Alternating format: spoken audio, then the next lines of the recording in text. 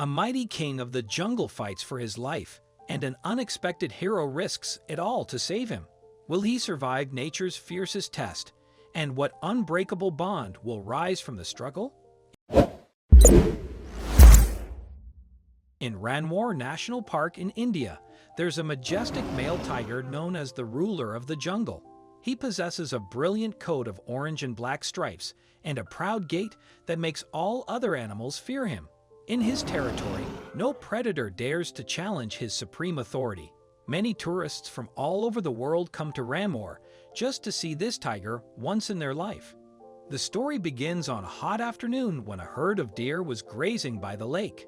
This male tiger stalked them from afar with a cold gaze. He chose a strong but somewhat slow leader deer as his target due to an old wound. After determining the opportunity, the tiger rushed forward with incredible speed, extending powerful pounces. The deer panicked and ran away. Many of them jumped into the nearby lake to escape.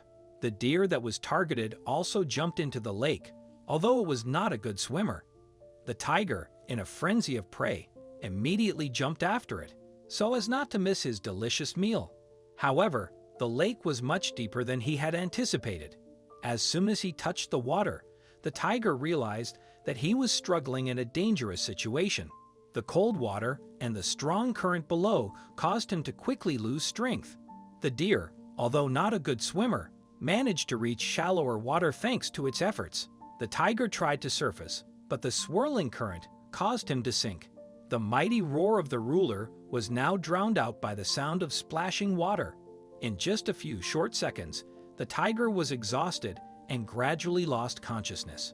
His coat became heavy, and his body began to sink into the lake.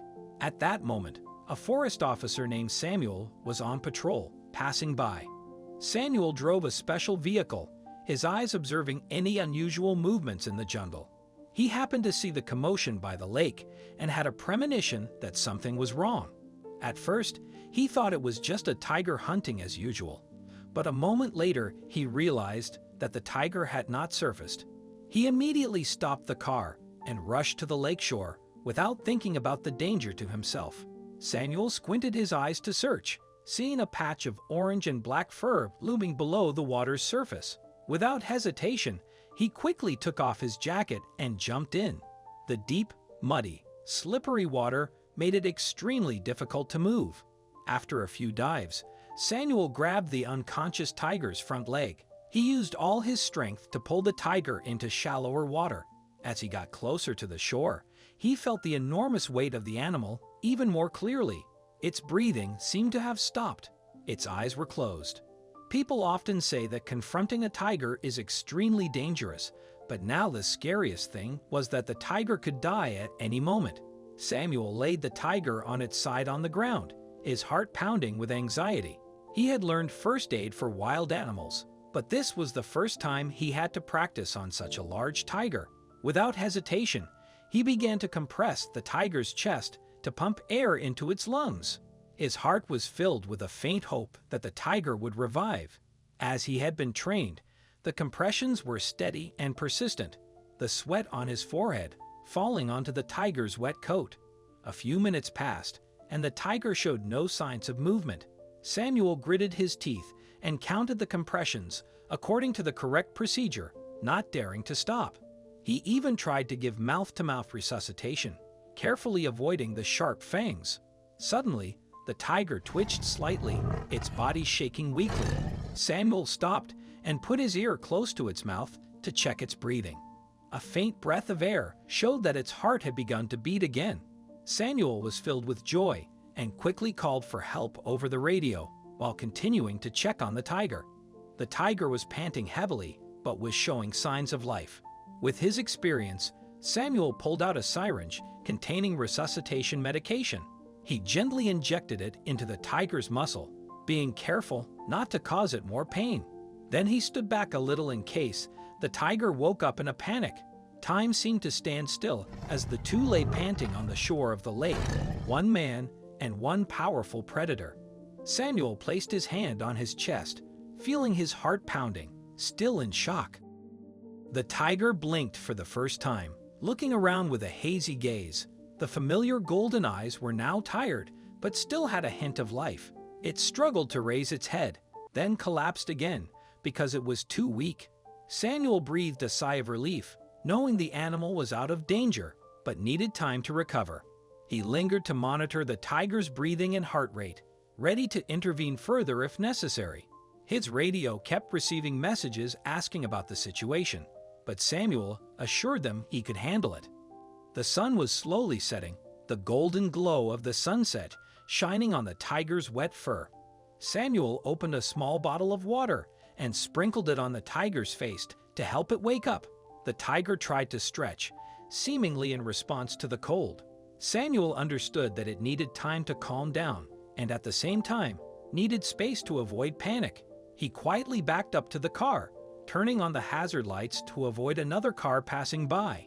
He watched from a distance as the tiger began to stir, shaking its head as if trying to shake off the trance. Its large ears perked up, its eyes focused on the car where Samuel was standing. Samuel remained calm, not wanting to scare the animal. Instinctively, the tiger growled softly, but the sound was much weaker than usual. He gently stepped closer, holding out his hand for the tiger to sniff.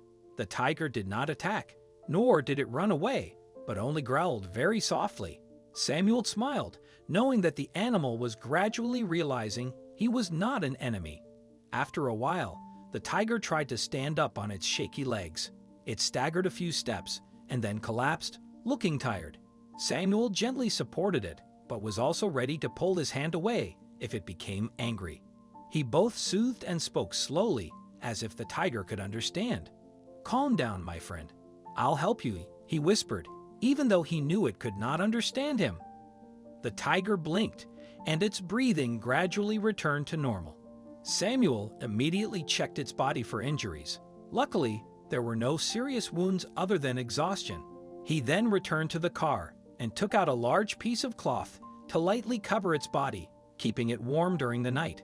Samuel decided to stay by the tiger's side until it recovered enough to move on its own. Night fell, and the moonlight illuminated the two distinct figures, now connected by a thread of kindness. The next morning, the tiger was feeling better and began to walk slowly around the car.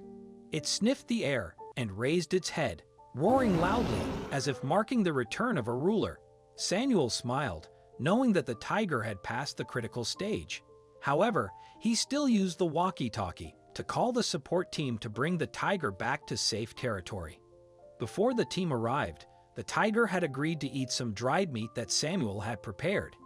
It looked at him with a strange expression, both proud and somewhat grateful. When the support team arrived, they were quite surprised to see the tiger acting gently next to Samuel. The other staff were still cautious, but Samuel signaled that everything was fine. After checking, they decided to release the tiger back into its familiar area so that it would not be stressed. From that day on, every time Samuel drove his patrol car, the majestic tiger appeared, silently following and seemingly protecting him in the vast jungle of Ranwar National Park, India. What do you think of this story? Let us know in the comments section. I hope you like this story.